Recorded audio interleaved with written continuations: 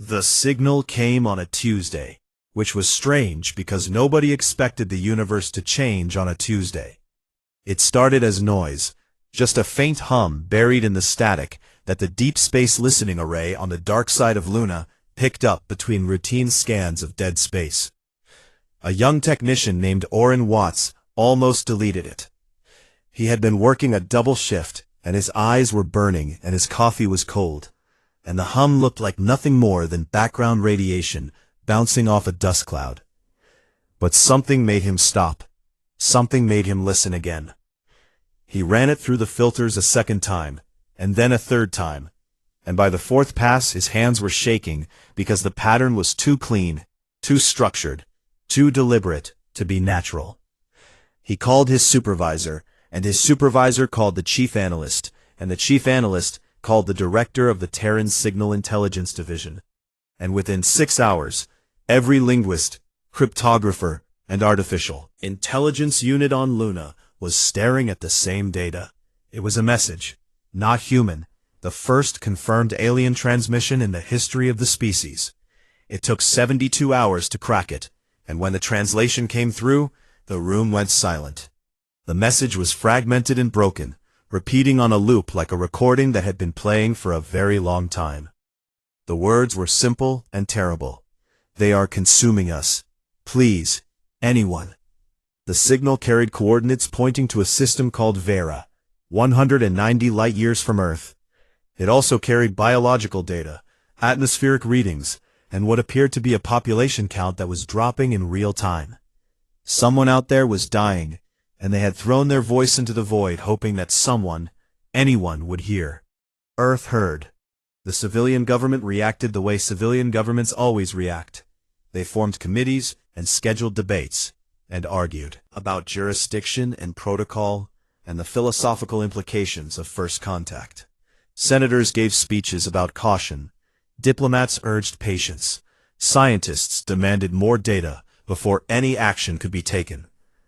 The United Terran Navy did not debate. Fleet Admiral Rena Vasquez received the intelligence briefing at her headquarters on Titan, and she read it once, then read it again, then closed the file and stood at her window, looking out at the orange haze of Saturn's largest moon. She was 57 years old, with silver hair cut short, and a face that looked like it had been carved from stone by someone who did not believe in softness. She had commanded warships for 30 years, and had fought in the colonial insurrections, the pirate purges of the Outer Belt, and the brutal border skirmish at Kepler 442 that had cost her her left hand, which was now replaced with a prosthetic that could crush titanium. She had spent the last 5 years waiting for something to happen. The fleet was restless, trained to a razor edge with nothing to cut. Her soldiers drilled and sparred and simulated battles against enemies that did not exist. And every year, the politicians talked about reducing the military budget. Because what did humanity need with 600 warships when there was no one to fight? Now, there was someone to fight. Vasquez contacted High Admiral Chen at Terran Command, and the conversation lasted 4 minutes. She requested authorization to mobilize the first expeditionary armada. He gave it without hesitation. She assembled her fleet in the shadow of Titan, and it was a sight that would have made ancient gods weep with envy. 140 warships, painted black and bristling with weapons that had been designed by a species that had spent its entire existence finding better ways to kill. The Iron Tide, they called it. 6 Planet Cracker-class dreadnoughts formed the core, each one 3 kilometers long, and carrying enough firepower to reduce a continent to glass. Around them clustered heavy cruisers, destroyers, frigates, carrier ships loaded with fighter squadrons, and fast attack corvettes that could outrun light itself. The crews were not scientists or diplomats. They were soldiers, every one of them, veterans of ugly fights in dark places, men and women who had signed up not because they loved war, but because they understood that the universe did not care about peace unless someone was willing to bleed for it. They were rough and scarred, and tired of waiting. Vasquez stood on the bridge of her flagship, the TNS Unbroken, and opened a channel to every ship in the formation. Her voice was calm and steady, the way it always was, the way it had been when she ordered the assault on the pirate fortress at Ceres, the way it had been when she held the line at Kepler, with half her fleet burning around her. "We have received a signal from beyond our borders," she said. "A species we have never met is asking for. We do not know what they look like, or how they think, or whether they will thank us or fear us. We do not know what is killing them. We do not know if we can stop it. But someone out there sent a message into the dark, and we are what the dark sent back. We are what humanity sends when help is needed." The fleet moved into formation, and the FTL drives began to spin up, bending space around each vessel like a fist closing around a marble. One by one, the ships vanished from normal space, punching through the fabric of reality and hurtling toward a star system that no human had ever visited, to fight an enemy that no human had ever seen. Vasquez sat in her command chair and watched the transit display as the light years burned away. She thought about the signal and the voice behind it, some alien creature sitting in the ruins of its world, broadcasting a plea that it probably believed no one would ever answer. She wondered what it must be like to be that alone, to cry out into the dark, emptiness, and hear nothing back. She would make sure that silence ended. 12 hours into the transit, the communications officer looked up from her console with a face that had gone pale. "Admiral," she said, "the signal has stopped." Vasquez did not move. She stared at the display for a long time, and then she spoke. "Increase speed to maximum." The fleet screamed through folded space, and the stars blurred into white lines, and 140 warships, built by the deadliest species in the galaxy, raced toward a silence that meant either the dying had stopped calling, or the dying was already done. The fleet dropped out of FTL into hell. That was the only word for it. The Vera system had two suns, one gold and one red, and their light fell across a field of wreckage so vast that the sensors could not find the edges of it. Thousands of ships, broken and drifting, scattered across millions of kilometers of empty space, like bones left on a battlefield after the scavengers had finished. Some were old, so old that their hulls had corroded into paper-thin shells of rust and dust. Some were new, still leaking atmosphere into the vacuum, their emergency lights still blinking red in the silence. They were not human ships. Every single one of them was alien, and no two designs were the same.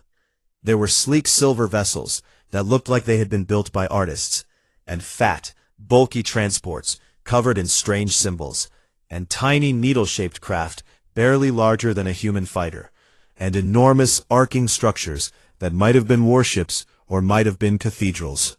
All of them broken, all of them dead. Commander Talia Reeves, Vasquez's executive officer, stood at the sensor console and read the data as it came flooding in. Her voice was steady, but her hands were not.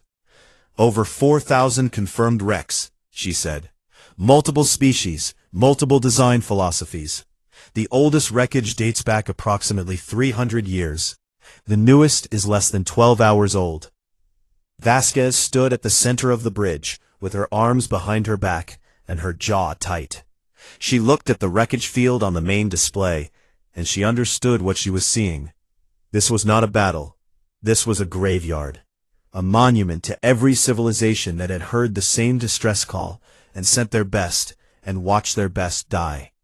"Someone has been killing rescue fleets for 3 centuries, Vasquez said. Reeves nodded. And no one stopped coming. Vasquez felt something cold settle into her chest. It was not fear. She had forgotten how to be afraid. Long time ago. It was anger, the deep, slow kind that burns like a reactor core, the kind that does not fade. She ordered the fleet to push forward toward the 4th planet in the system, the source of the original signal. Vira 4 was a green and blue world, smaller than Earth, with thick forests and wide oceans, and a thin band of cloud cover that caught the light of both suns and turned it into something beautiful. It should have been paradise. It was a slaughterhouse. The sensors painted the picture in terrible detail. Massive organic structures were descending from orbit, each one the size of a city, their surfaces dark and wet and pulsing like living tissue. They were landing on the planet and spreading across its surface like mold on fruit. And wherever they touched, the green turned to brown and the blue turned to black. They were eating the world, stripping it of every living thing, every tree and animal and microbe, pulling the biomass up into their bodies and leaving nothing but dead rock behind. The inhabitants of Vera 4 were called the Thyari. The fleet's AI compiled a profile from intercepted communications.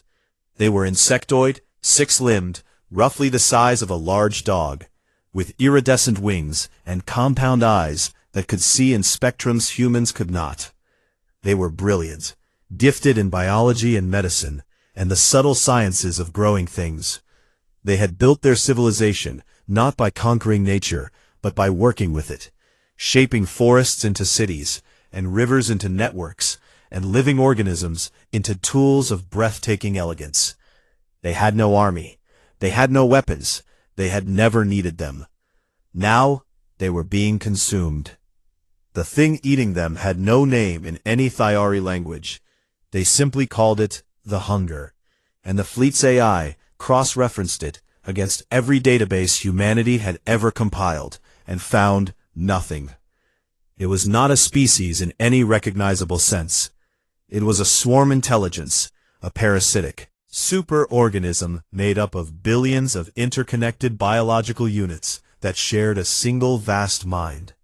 It wandered the galaxy like a plague, arriving at living worlds, consuming everything, and moving on. It had been doing this for longer than most civilizations had existed. Period. The Thyari communications told the rest of the story. For 300 years, they had broadcast their distress call into space. And for 300 years, other species had answered. Dozens of civilizations had sent ships to help, science vessels and diplomatic envoys and small defense fleets, each one believing that they could reason with the hunger, or study it, or slow it down. None of them could. The wreckage field was their legacy, a ring of shattered hope, orbiting a dying world. The Thyari had stopped believing anyone could save them. The distress signal was automated, a machine repeating a dead prayer into deaf space. No one was even monitoring it anymore. The surviving Thyari had retreated underground, into deep bunkers beneath the planet's crust, and they were waiting to die with the quiet dignity of a species that had accepted its extinction. Vasquez read all of this in silence. Then she turned to Reeves. "What is the combat capability of those organic ships in orbit?" Reeves checked the data. "Massive," she said. "Biological acid projectiles, electromagnetic disruption fields, and some kind of micro-parasite deployment system designed to breach hulls and consume crews from the inside. Every fleet that engaged them was destroyed within hours." "How many are there?" Reeves paused. "Sensor count shows approximately 200 large organisms in orbit, and thousands of smaller support units." Vasquez looked at the tactical display, where the red dots of the enemy swarmed around Vera 4 like flies on a wound. She thought about the Thyari in their bunkers, insectoid creatures with wings like rainbows who had never hurt anyone, waiting in the dark for the end. About the thousands of dead ships behind her, the courage of all those species who had come to help and failed.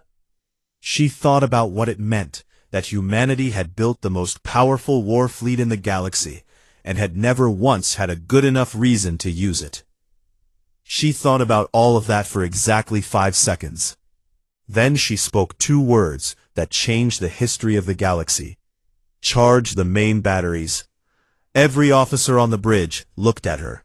Reeves opened her mouth and then closed it. The weapons officer stared for a moment, and then a grin spread across his face, the kind of grin that wolves wear, and he turned to his console and began the firing sequence. Across the fleet, 140 warships came alive. Turrets rotated and locked. Missile bays opened like hungry mouths.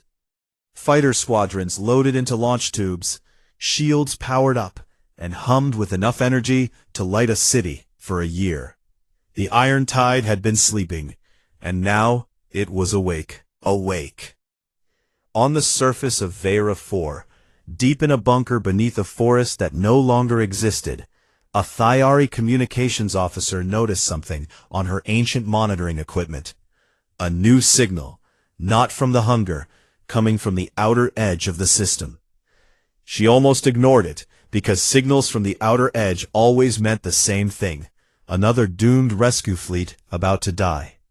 But this signal was different. It was not a hail, or a diplomatic greeting, or a scientific inquiry. It was a targeting lock, and there were 140 of them. The hunger turned its attention toward the edge of the system, toward the largest concentration of biomass it had encountered in 300 years, and it began to move. It did not know what was coming. The first wave of the hunger hit the fleet like a living wall. Thousands of smaller organisms, each one the size of a shuttle and shaped like a barbed seed, came screaming out of the dark at velocities that should have been impossible for biological things.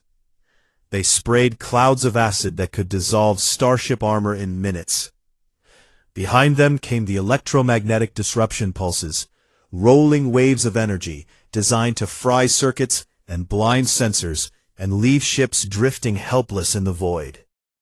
And behind that came the microparasites, billions of them, each one smaller than a grain of sand, designed to slip through hull breaches and eat their way through crew members from the inside out. It was the same attack pattern that had destroyed every fleet before. It was elegant and terrible, and it had never failed. It failed now. The human warships did not flinch. The point defense networks opened up first, thousands of automated turrets on every ship, each one tracking. Independently, each one firing hundreds of rounds per second. The microparasite clouds ran into walls of tungsten and fire, and were shredded into nothing.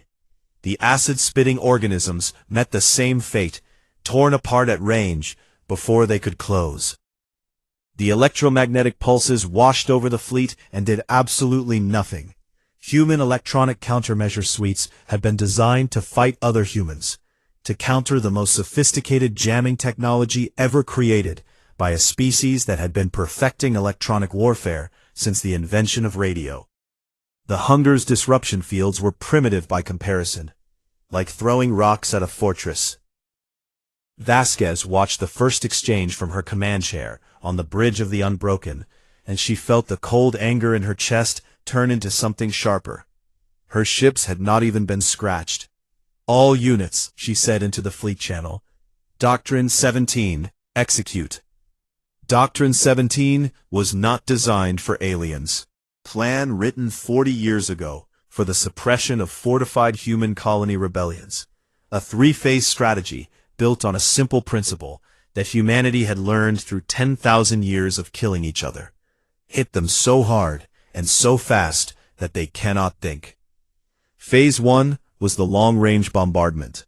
The 6 dreadnoughts of the Iron Tide opened fire with their main batteries, magnetic accelerator cannons that hurled slugs of depleted uranium at a fraction of the speed of light. Each slug carried the kinetic energy of a small nuclear weapon, and the dreadnoughts fired them in coordinated volleys, dozens at a time, targeting the largest hunger organisms in orbit around Vera 4. The effect was immediate and devastating. The organic ships had never encountered kinetic weapons on this scale.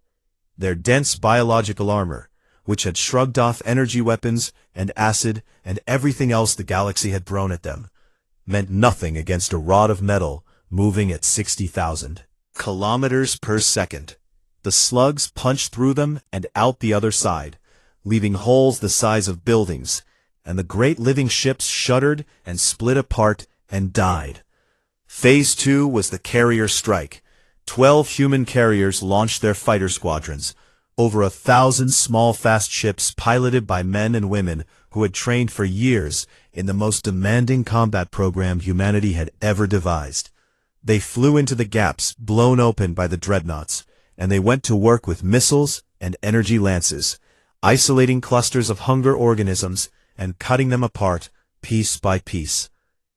The hunger tried to adapt. It always adapted. That was what it did, what it had done for 1,000,000 years. It shifted its tactics, pulled its forces together, tried to concentrate on individual human ships, and overwhelm them with numbers. But human fleet doctrine anticipated exactly this kind of response, because human enemies did exactly the same thing. The destroyers and frigates closed formation around the vulnerable carriers, creating overlapping fields of fire that turned every approach vector into a kill zone. Phase 3 was the spearhead. Vasquez herself led it, the Unbroken, at the tip of a wedge formation of heavy cruisers, driving straight into the heart of the Hunger's orbital presence. The cruisers fired everything they had, missiles and energy beams and kinetic rounds and nuclear-tipped torpedoes that detonated inside the bodies of the organic ships and blew them apart from within. The battle lasted 9 hours. 9 hours of continuous fire, of explosions that lit up the void like new stars, of human crews working damage control with burned hands and bleeding faces and never once stopping. The Hunger threw everything it had at the fleet, and the fleet took it and kept coming and kept killing. In those 9 hours, the human fleet destroyed over 160 organic warships and thousands of smaller organisms. The Hunger had never lost a battle in its 1,000,000-year existence. It had consumed civilizations that were old when humanity was still living in caves. It had broken fleets 10 times the size of Vasquez's armada. And it was losing. Deep beneath the surface of Vera 4, in a bunker that shook with every orbital explosion, a Thyari communications officer sat at her ancient console and wept. She had activated the surface sensors for the first time in years, expecting to see another failed rescue burning in orbit. Instead, she saw something impossible. She saw the Hunger dying. She opened a broadcast channel to the remaining Thyari shelters, and her voice trembled as she spoke. She described the metal ships in orbit, the ones that burned like stars and roared like thunder. She described the weapons fire that split the sky. She described the Hunger's warships breaking and falling, trailing fire as they plunged into the atmosphere and crashed into the dead forests below. Creatures of metal, she said. They came from beyond the signal's reach. They are pushing the Hunger back. They are winning. Across the planet, in 100 bunkers and tunnels and hidden shelters, the Thyari listened, and for the first time in 300 years, they allowed themselves to hope. In orbit, the Hunger made a decision. No species had ever forced it to retreat, but no species had ever hurt it like this either. It began to pull back, withdrawing its remaining forces from the planet, gathering itself for a desperate flight to the safety of the deep void, where it could heal and grow and return. Vasquez saw it on the tactical display. The red dots were moving away, breaking orbit, running. "Admiral," Reeves said, "they are retreating. Do we let them go?" Vasquez did not hesitate, not for 1 second. She had seen the graveyard. She had read the Thyari communications. She knew what would happen if the Hunger escaped. It would heal, and it would grow, and it would come back, and next time it would be even stronger. Know what humans were capable of, and it would be ready. "No," she said. "All units, full pursuit. Nothing gets away." The fleet surged forward, and the hunter-killer squadrons raced ahead like hounds, released from their chains. And they chased the Hunger into the dark between the stars, and they killed everything they caught. When it was over, the space around Vera 4 was quiet for the first time in centuries. The wreckage of the Hunger drifted alongside the wreckage of all the species that had come before. But this time the wreckage was different. This time the predator had become the prey. And then something happened that made every officer on the Unbroken's bridge go still. A signal came in from the fleeing remnants of the Hunger, from somewhere deep in the void. Not an attack, not a feint. The fleet's AI analyzed it and confirmed it was a communication, a direct transmission aimed at the human fleet. It carried a single question, translated from a language that was not a language, from a mind that was not a mind, from a thing that had never needed to ask anything of anyone in 1,000,000 years of existence. What are you? The question hung in the silence of the bridge, like smoke after a fire. What are you? Vasquez read it on the display and said nothing. Her officers watched her and waited. The communications team had confirmed it 3 times. The hunger, this ancient thing that had wandered the stars, eating civilizations the way a fire eats forests, had spoken for the first time in its existence. Not to threaten, not to demand, to ask. It was afraid. Lieutenant Commander Desch, the fleet's xenolinguistics officer, was the first to speak. Admiral, this is unprecedented. The entity's communication is structured around a concept of genuine confusion. It has no frame of reference for what just happened to it. We are outside its experience entirely. Vasquez turned from the display and looked at him. She did not look like a woman who had just won the greatest military victory in human history. She looked tired and angry and cold. I am not interested in talking to it, she said. Blinked, Admiral. This could be the most important moment of first contact in It has eaten hundreds of civilizations, Vasquez said. Her voice was quiet, but it cut through the bridge like a blade. It has consumed entire worlds, entire species, wiped out cultures and histories and futures that we will never know. It is not a diplomat. It is not a misunderstood creature. It is a predator, and I do not negotiate with predators. She turned back to the display. Mark the signal origin and track all retreating elements. I want to know where they are going. The remnants of the hunger fled into deep space, and the fleet's long-range sensors followed them like a hunter tracking blood on the snow. Vasquez let them run. She had no intention of chasing them blindly into the void. Not yet. First she needed information. The information came from the Thyari. 3 days after the battle, a shuttle descended from the Unbroken to the surface of Vera 4 and landed on a patch of bare rock. That had once been a meadow. Vasquez stepped out with a security detail and a translation team, and she looked around at a world that had been half consumed. The horizon was divided perfectly in 2. On one side stood forests and rivers and the organic architecture of the Thyari, delicate spiraling structures grown from living wood. On the other side was nothing, just gray dead stone, stripped of every molecule of life, stretching to the edge of sight, like a scar on the face of the planet. The Thyari came to meet them, emerging from a tunnel entrance carved into the base of a hill. They were smaller than Vasquez had expected, reaching only to her waist, with 6 limbs and wings that folded flat against their backs, and compound eyes that shimmered in the light of the twin suns. They moved carefully, hesitantly, like creatures that had forgotten what it felt like to walk under an open sky. Their leader was called Sethi Ka, an elder whose wings had gone pale with age, and whose voice carried the weight of a species that had spent 3 centuries preparing to die.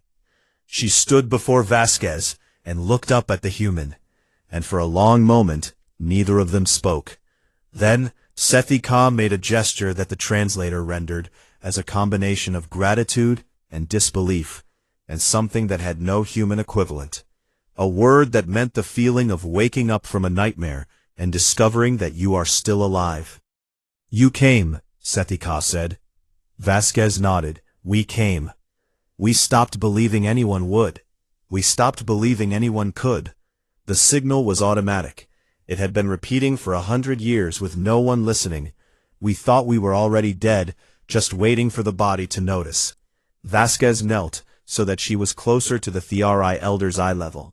I need your help, she said. We heard it, but we did not kill it. It is still out there, and it will come back unless we end this. I need everything you know, every record, Every piece of data, information about what this thing is and where it comes from. Sethika's wings trembled. You do not understand what you are asking. You want to hunt the hunger. No one hunts the hunger. You survive it, or you do not. Watch me, Vasquez said. The Thyari opened their archives, and the data that poured into the fleet's computers was staggering. 300 years of observations, intercepted signals, analysis from dozens of species that had tried and failed to stop the hunger. The picture it painted was vast and terrible. The hunger had been active in the galaxy for at least 1 million years. It moved in cycles, drifting through space in a dormant state, until it detected a living world, then descending and consuming everything before moving on. It had destroyed an estimated 400 civilizations, some of which had been spacefaring, some of which had been advanced beyond anything humanity had achieved. None of it mattered. Every species it encountered became food. The data also revealed something critical. The hunger was not a random swarm. It had a center, a core nexus, a massive biological structure hidden in a dark nebula 3 systems away from Vera. The core nexus was the brain of the entire organism, the place where it processed information, stored the genetic data of everything it had ever consumed, and coordinated the actions of every tendril and warship and parasite across light years of space. Destroy the core nexus and the entire hunger would collapse. Every tendril, every organism, every last parasite would lose coordination and die. No one had ever tried it, because no one had ever survived long enough to learn where it was. And no one who learned where it was had ever had the firepower to do anything about it. Vasquez had the firepower. She contacted Earth through a priority quantum link channel, and she laid out her plan to High Admiral Chen in terms that left no room for debate. The hunger was a galaxy-level threat, an extinction-class organism that would eventually reach human space if left unchecked. She had wounded it, and she knew where its heart was. She needed reinforcements to cut that heart out. Chen listened and then authorized the largest military deployment in human history. The Second Armada under Admiral Koss, the Third Armada under Admiral Petrov, and the Fifth Armada under Admiral Okafor. Over 500 additional warships, fully armed and crewed, began the FTL transit to Vera. While she waited, Vasquez repaired her damaged ships, tended to her wounded, and buried her dead. 41 sailors had been killed in the battle, the first humans ever to die fighting an alien enemy. She held a service for them, on the flight deck of the Unbroken, and she spoke each of their names, and she promised them that their deaths would mean something. Word of the battle spread. The Thyari relay networks carried the news across the galaxy, and it reached places that humanity had never known. Existed. Other species heard it.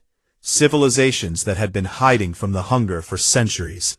Refugees and survivors and remnants of peoples who had lost their homeworlds to the swarm.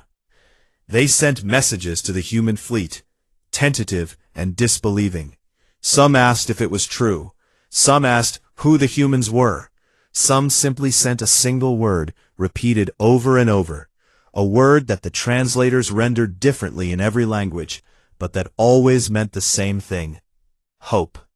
The reinforcements arrived 6 days later, and the sky above Vera 4 filled with human warships until the stars themselves seemed to move aside.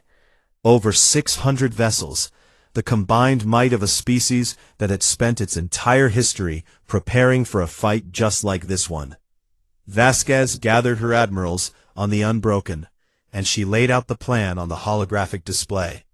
The Maw Nebula, 3 systems away, dense and dark, and hiding the core nexus of the hunger at its center. Go in, and they were going to destroy it. Admiral Koss, a tall man with a shaved head and calm eyes, studied the display and asked the question that was on everyone's mind. What kind of resistance should we expect? Vasquez looked at him. Everything it has left. It knows we are coming, and it will fight to protect its core. This will be the hardest battle any of us have ever fought. We will lose ships. We will lose people. She paused and looked at each of her admirals in turn. But we are going to win, she said, because that is what we do. The fleet assembled into attack formation. 600 warships, arranged in a spearhead, aimed at the heart of the oldest predator in the galaxy.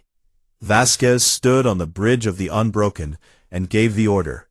All units advance. Take us into the maw. The fleet moved and the stars parted before it, and the darkness ahead waited with a hunger that was 1,000,000 years old. And for the first time in all those years, the darkness had reason to be afraid. The Maw Nebula swallowed the fleet like a throat swallowing a scream. The moment they crossed the boundary, everything changed. The stars vanished behind walls of black and purple gas, so thick that light could not pass through them. Sensors degraded to a fraction of their range, and the ships flew half-blind through a darkness that pressed against the hulls like something alive. Every crew member on every vessel felt it, a wrongness in the air, a weight on the chest, as if the nebula itself knew what lived inside it and was warning them to turn back. Vasquez stood on the bridge of the Unbroken and watched the sensor display flicker and stutter. She had led fleets into asteroid fields and through the burning debris of space stations, and once through the atmosphere of a gas giant during a lightning storm, but she had never felt anything like this. The maw was not just dark, it was hostile. Contact, the sensor officer called out. Multiple contacts, bearing 035, thousands of them. The hunger had been waiting. They came from every direction, erupting out of the gas clouds like predators launching from cover. Swarm tendrils the size of moons, each one a writhing mass of interconnected organisms moving as a single limb of the greater intelligence. Living minefield organisms drifted in the fleet's path, invisible until ships were almost on top of them, detonating in bursts of acid and biological shrapnel. And then came the worst of it, the psychic disruption waves. No one had warned them about the psychic disruption waves, because no one had ever survived long enough to report them. The core nexus was broadcasting on frequencies that human brains were never meant to receive, and the effect was devastating. On ships across the fleet, crew members screamed and collapsed, clawing at their heads. Navigators lost orientation. Gunners saw targets that were not there. Pilots flew into each other. 47 ships were lost in the first. The destroyer Relentless flew into a minefield and broke in half. The cruiser Adamant was swarmed by tendrils and torn apart deck by deck, its crew fighting hand-to-hand in the corridors with cutting tools and sidearms until the reactor went critical. The carrier Solace took a direct hit from an acid barrage that melted through its flight deck and killed 300 pilots before they could launch. It was a nightmare. It was exactly what Vasquez had told her admirals it would be. And it did not matter, because humanity did not stop.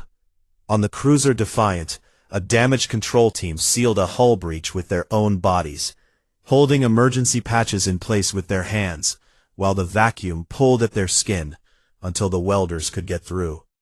On the frigate Ironclad, the captain rammed his ship into a swarm tendril that was about to envelop a troop transport, killing himself and his crew to save 4,000 Marines. Carrier Tempest. 12 pilots flew directly into the Hunger's minefield to clear a path, detonating the living mines with their own ships so that the fleet behind them could pass. Vasquez received casualty reports every 10 minutes, and each one was worse than the last. 73 ships lost, 8,000 dead, 12,000, 20,000. She did not flinch. She could not afford to flinch, because the moment she showed doubt, the moment she hesitated, the fleet would feel it, and the fleet would break, and everything they had sacrificed would mean nothing. Push forward, she said, every time. All units, push forward. The fleet drove deeper into the maw, fighting for every kilometer, and slowly, painfully, the gas began to thin ahead of them. The sensor officer shouted a reading that made everyone on the bridge stop breathing. Contact dead ahead, range 200,000 kilometers. It is massive. The core nexus of the hunger appeared on the display, like a bat. Tumor in the heart of the nebula. It was the size of a small planet, a grotesque sphere of living tissue that pulsed with bioluminescent light in colors that human eyes could not properly process. Veins the width of rivers ran across its surface, carrying fluid that glowed with the stolen genetic material of 1,000 dead civilizations. It was the most terrible and the most beautiful thing any of them had ever seen. 1,000,000 years of consumed life, stored and catalogued and kept like trophies in a gallery of extinction. The hunger knew the fleet was close, and it threw its last defenses at them with the desperate fury of a cornered animal. The psychic waves intensified until crew members were vomiting blood. The swarm tendrils wrapped around ships and crushed them. The acid rained down in torrents. Admiral Koss's flagship, the TNS Sovereign, took a critical hit and began to list to port, its engines failing. Koss transferred his flag to a destroyer and kept fighting, lost her entire forward destroyer screen, and filled the gap with her own cruiser, standing in the path of the swarm with nothing between her and death but hull plating and fury. And still the fleet pushed forward. Vasquez gave the final order when the range closed to 50,000 kilometers. "All dreadnoughts," she said, and her voice was the steadiest thing in the universe. "Main batteries, target the core nexus, fire." 6 dreadnoughts, the largest and most powerful warships humanity had ever built, aligned their main guns on the core nexus. Each gun was a magnetic accelerator cannon 2 kilometers long, designed to crack planets. Designed for a war between humans that had never happened, and now never needed to. The first volley struck the core nexus and tore open its skin, ripping a wound across its surface that vented atmosphere and fluid and light into the void. The hunger screamed, not in sound but in signal, a psychic shriek that every living thing in 3-star systems felt in their bones. The second volley went deeper, punching through the outer layers and into the internal structure where the stolen genetics were stored, where the memories of 1,000 dead worlds were kept, and it burned them.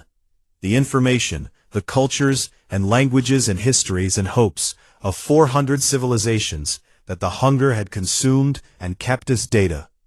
All of it was destroyed in a flash of nuclear fire. The third volley hit the center, the true brain of the organism, the nexus of the nexus, and it collapsed. The sphere crumbled inward like a dying star, folding in on itself, and the light went out of it all at once.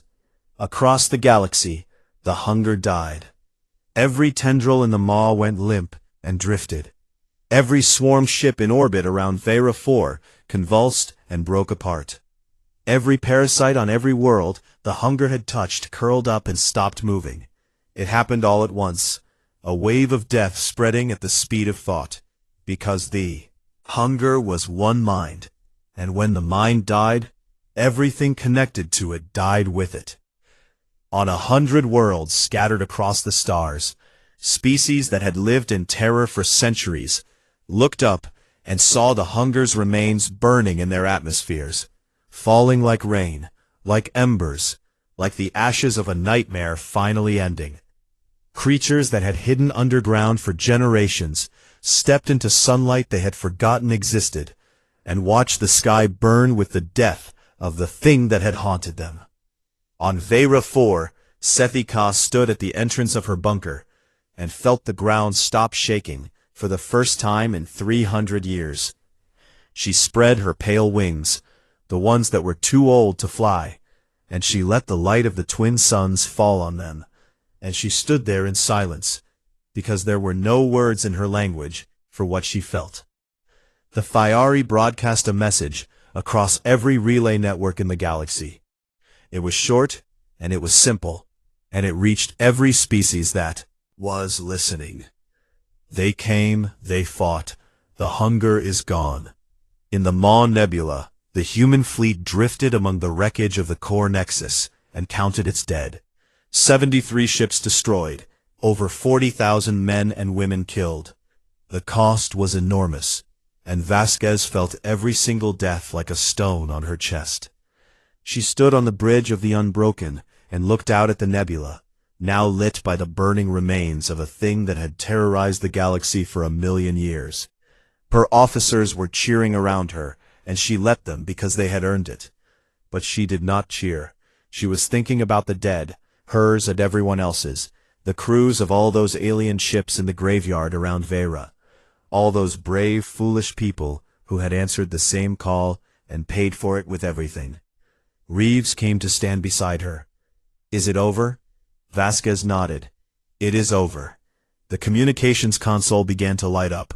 Messages were pouring in from across the galaxy, from species that humanity had never met, from worlds that humanity had never visited. Words of thanks and wonder, and something that went beyond gratitude. Something that was closer to awe. One message came from the HFY historian, who had been tasked with recording the events for the permanent archive of the species. It was addressed to no one and everyone, and it was the last entry in a record that had begun 300 years ago with a cry for help. We sent our cry into the void expecting silence. We had accepted our end. We had made peace with our extinction. We thought we were alone. Instead, the humans came. They came not because they knew us. They came not because we could offer them anything. They came not because they owed us a debt, or sought our resources, or wanted our gratitude. They came because that is what they are. They hear the helpless, and they bring the storm. And the galaxy will never forget. Vasquez read it and said nothing. Turned back to the viewport and looked at the stars, the ones she could see now that the maw was clearing. And she thought about home. And she thought about the long journey back. And she thought about the fact that the universe was bigger and stranger and more terrible and more wonderful than she had ever imagined. Then she straightened her shoulders and turned to her crew. "Set a course for Vera 4, she said. "Our people need medical attention, and the HFY need help rebuilding." The Unbroken turned, and the fleet followed, and 600 warships, battered and scarred, and carrying the weight of 40,000 empty bunks, flew out of the darkness and into the light of the twin suns. Behind them, the Maw Nebula faded into nothing, just gas and dust, and the memory of a monster that would never hunt again. And ahead of them, the galaxy waited, no longer afraid.